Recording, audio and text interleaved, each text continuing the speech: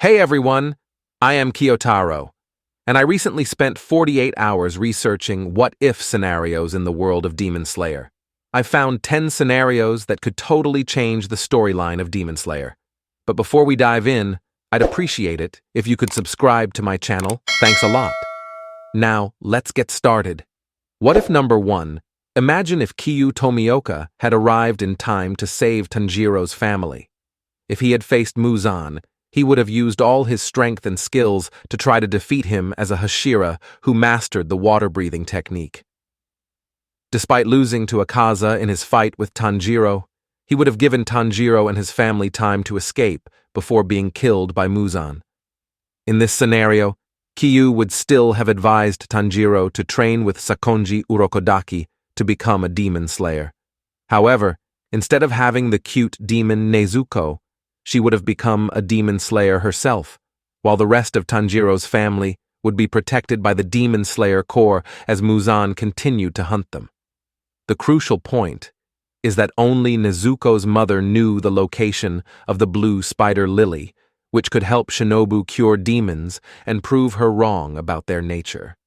Without Kyu, the battle on Mount Natagumo would change drastically, potentially leading to all of them dying. Shinobu would be the sole Hashira going to Mount Natagumo, saving Zenitsu as in the original story. But Inosuke might not survive without Kyu to rescue him from the Spider Family demon. However, in the original tale, the Spider Father only dispatched Tanjiro to the sky with Nezuko on his back. This time, Nezuko might aid Inosuke in overcoming the Father Spider, leaving Tanjiro to face certain death, as Ruin would not bother conversing with him. Without the narrative of Nezuko sacrificing herself to save Tanjiro, after Ruin killed Tanjiro, Nezuko could become the successor of Sunbreathing and take down Muzan on her own. Nezuko would join Zenitsu and Inosuke as a trio of demon slayers since Tanjiro wouldn't be there. Nezuko, now human, would fight alongside Tengen, but unfortunately, Tengen would die from poison, because Nezuko couldn't use her demon pink flame to counter the poison, unlike before. Nezuko would take on Upper Moon 4 with Mitsuri and ultimately be the one to avenge her brother by killing Muzan. Another scenario to consider is what if Muzan never killed Tanjiro's family. In this case, Tanjiro would still be a simple kid selling charcoal to support his family, leading to a higher death toll among the Demon Slayer Corps during the Mount Natagumo incident. Although Tanjiro did not personally defeat Ruin, his presence was instrumental in rescuing many individuals stranded on the mountain before the arrival of Kyu and Shinobu. Without Tanjiro, Inosuke, and Zenitsu, there would not have been a cohesive team to prevent Rengoku's death and save the 500 people on the train. The absence of these three would have also put Nezuko, Tengen, Mitsuri, and Kyu at risk of being unable to defeat the Upper Moons alone. Only Tokito would have survived the Swordsmith Village arc, potentially leading him to continue as a demon slayer until retirement. Without Tanjiro and Nezuko, Muzan would remain hidden and not seek out Nezuko to consume her, delaying the major battle with Muzan to the next generation. Lady Tamayo would continue to hide from both Muzan and the Demon Slayer Corps. What if the master of the mansion was actually evil and had been working with Muzan all along? What if Muzan had not been hostile towards his bloodline and had actually assisted their royal descendants in becoming wealthier and discovering the blue spider lily, or a demon capable of withstanding the sun like Nezuko? This is why Master Kagaya Ubuyashiki established the final selection, sacrificing many children without any concern. He sent out larger numbers of junior demon slayers to Mount Natagumo as he acquired more subordinates, knowing that a stronger demon likely resided there. He pretended to be kind to Tanjiro, but in reality he attempted to kill him multiple times on behalf of Muzan. He was aware of Tanjiro's lineage as a sunbreather, which is why Zenitsu had not received any missions yet, and Inosuke had only completed one mission after becoming demon slayers. In contrast, Tanjiro had already completed 3 missions, all of which were of a higher level. One of these missions involved facing Muzan himself, as he intentionally sent Tanjiro to Tokyo, where Musan resided. I believe Miss Tamayo might have been collaborating with Musan, who is extremely powerful, and normally wouldn't concern himself with lower-level demons like the lower moons. It seems possible that Miss Tamayo was playing the role of both the good cop and the bad cop. Tanjiro once sensed a good scent from both of them, but we know that Miss Tamayo's blood demon art is incredibly strong and can manipulate both humans and upper-level demons. This might explain how she could have influenced Tanjiro, Nezuko, and even Yushiro, who was deeply devoted to her. Master Kagaya Ubuyashiki learned of Lady Tamayo's existence because all the curses placed by Musan on the Demon Slayer leaders were actually fake. After the leaders' supposed deaths, they would return to their secret lives in luxury. However, in modern times, even the royal family needed to earn money due to changes in politics, such as the introduction of the voting system. If Musan were to find the blue spider lily, he would gain immortality and could establish an immortal royal bloodline by inviting his descendants to join him. Immortality was a desire sought after by kings throughout history, yet it remained unattainable until then. To maintain their royal power, the royalty aligned themselves with their ancestor, Musan, who would eliminate any threats from politicians using his demon minions without implicating the royal family. The royalty clandestinely established the Demon Slayer organization, with the government providing secret financial support to both the Demon Slayer Corps and the royals to keep the existence of demons hidden from the public. This covert collaboration ensured that no Hashira could defeat an upper moon demon for over a century, as the Demon Slayer Corps leader consistently assigned them to perilous missions and neglected training quality. The abundance of ineffective demon slayers on Mount Natagumo suggests a possible alliance between Musan and the royal bloodline over the past 100 years. As it was the period when the influence of the royalty was waning and the political power was on the rise, Master Kagaya Ubuyashiki intentionally assigned Rengoku and Tengen to dangerous missions. Unexpectedly, Tanjiro and his friends also joined in, resulting in a mixed outcome after they defeated Upper Moon 6.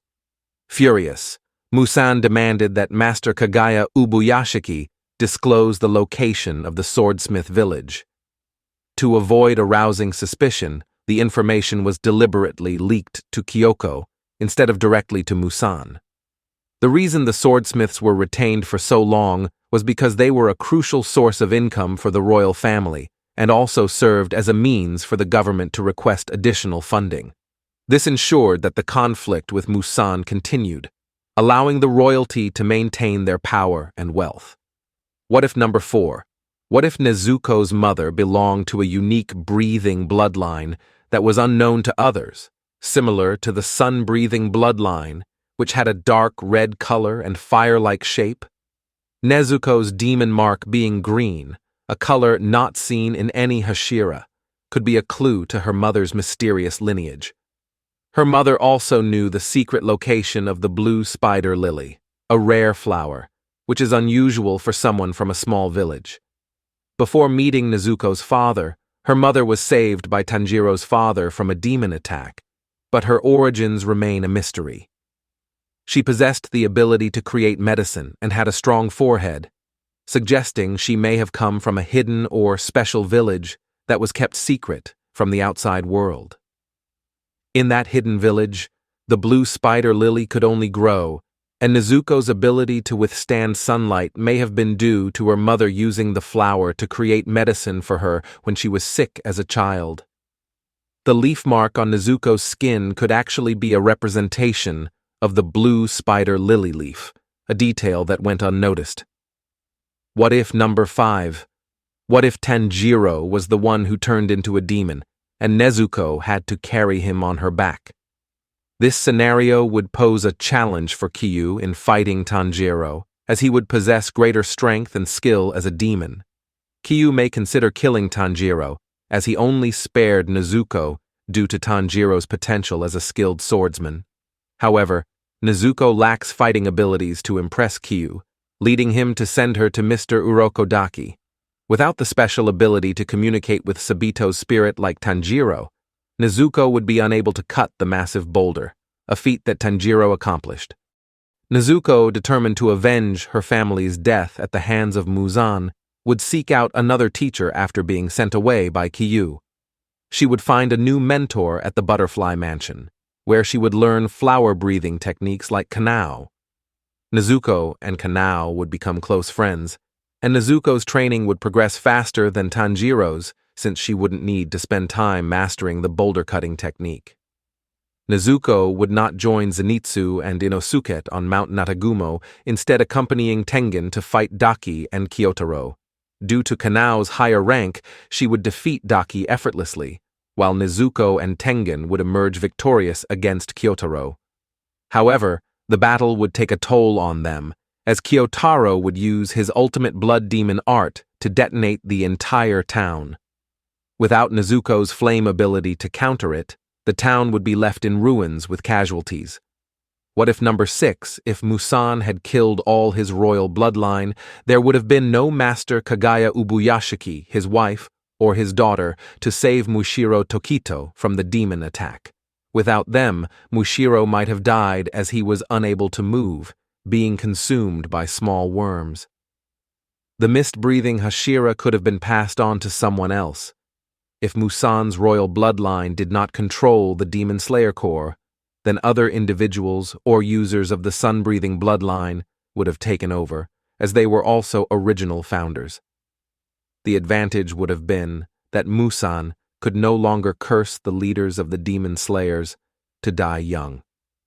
Therefore, each Demon Slayer leader would have an extended lifespan compared to regular humans, resulting in a decrease in the total number of former leaders from 100 to only 30 or 50. However, the drawback of this situation is that despite the Demon Slayers having abundant resources and power to effectively run the organization, they received unlimited financial support from the royalty due to their loyalty in seeking vengeance against Muzan for cursing them.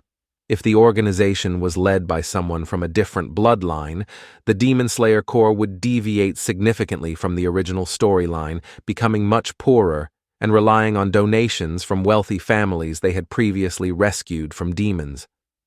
Consequently, there would be no luxurious mansions, good food, or uniforms for them.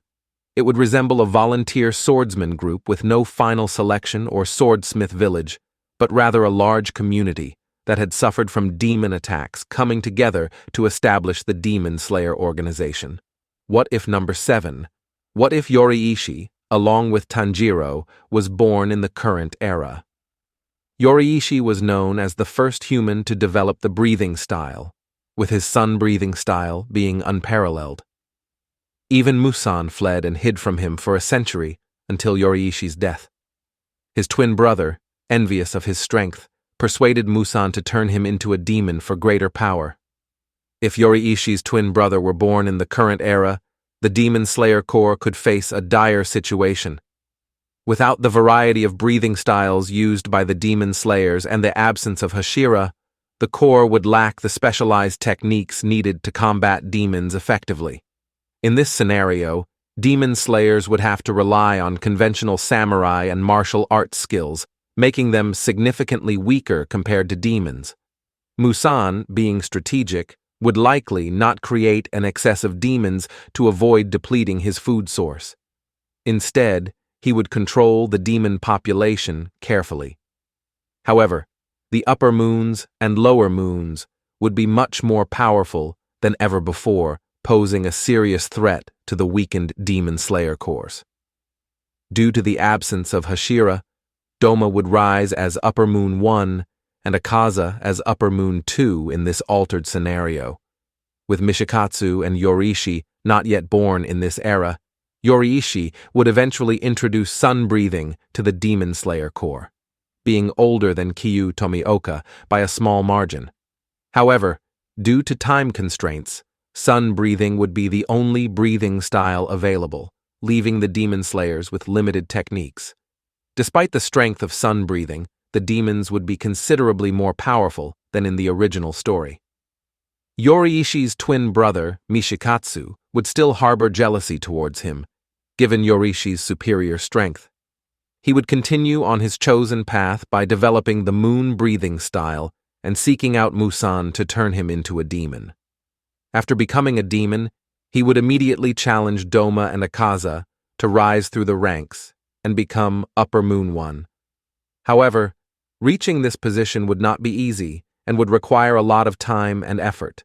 Without Hashira to oppose them, Lower Moon One would be just as strong as an Upper Moon. Tanjiro would have a close relationship with Yoriishi, who would defeat Musan and the other Upper Moons with little assistance from the Demon Slayers. If demons were to spread worldwide due to Musan's rampage, some demons could potentially rise in power to become the Demon King or Queen on their own. In response, the Demon Slayer Corps would establish branches in various countries and form alliances to combat this global threat. In this scenario, breathing styles and Nichiren blades may not be the only weapons used against demons. Other countries, such as pirates and Western nations, might utilize special ore to create firearms and cannons for demon extermination. A diverse array of fighting styles, skills, and martial arts from around the world would be incorporated into Demon Slayer training.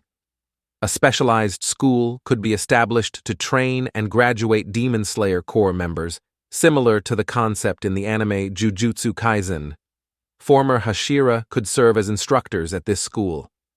The prospect of Tanjiro, Zenitsu, and Inosuke attending such a school would be an intriguing and exciting concept, potentially appealing to fans of the series. If Musan had managed to find the blue spider lily on his own, the consequences for the Demon Slayer Corps would have been dire. Becoming immune to sunlight after absorbing the blue spider lily, Musan would become invulnerable to the traditional methods of demon extermination with Nichiren swords and sunlight. In such a scenario, the only way to defeat him would be to imprison him in a secure underground facility that was heavily guarded by numerous demon slayers and Hashira. With the Demon King locked away, the demon population would likely decrease, as Musan could no longer create new demons. However, to ensure Musan's permanent containment, humans would need to develop advanced technology such as rockets capable of reaching space. By sending Musan into the sun via a rocket, he could be eradicated once and for all. What if number 10? If Kanai Kocho had not been killed by Doma, the story of Demon Slayer would have taken a different turn.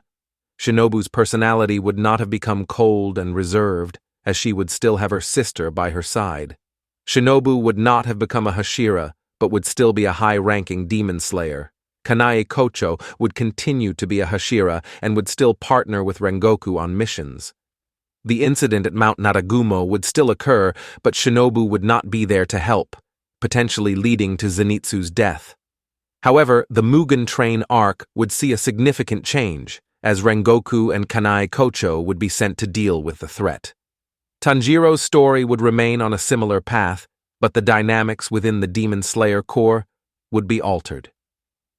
In this alternate storyline, Kanai Kocho's kindness would lead her to take Tanjiro, Zenitsu, and Inosuke into the Butterfly Mansion for training, where they would learn techniques from the flower-breathing Hashira herself.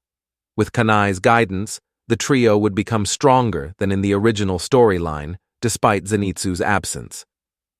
When they accompany Rengoku to the Mugen train station, Inosuke's antics would be kept in check by Kanai, who would have a plan to manage his behavior. During the battle on the train, Kanai would be the one to defeat Enmu, the lower rank 1 demon. This would prevent Tanjiro from getting injured by the train conductor. With the group now consisting of 2 Hashira, 2 skilled demon slayers, and a demon sister, they would still struggle against Akaza. Even with Tanjiro's heightened abilities and Kyuu's mark, they would face a tough battle against Akaza, as shown in the manga, where even their best efforts did not guarantee victory.